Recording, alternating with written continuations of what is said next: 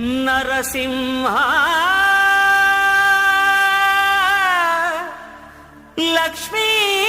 నరసింహ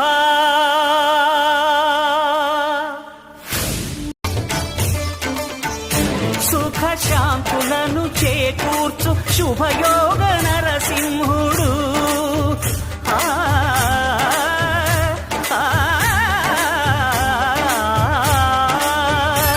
సుఖ శాంతులను చేకూర్చు శుభయోగ నరసింహుడు నమో నమః నమో నమః నమస్కరించెను నాలుగు దిక్కులు నఖముల వెలుగుకు మ్రొక్కెను చుక్కలు గోపుర రూపము దాల్చినది ఆ దివ్య సుదర్శన చక్రము మంగళహారతులిచ్చినది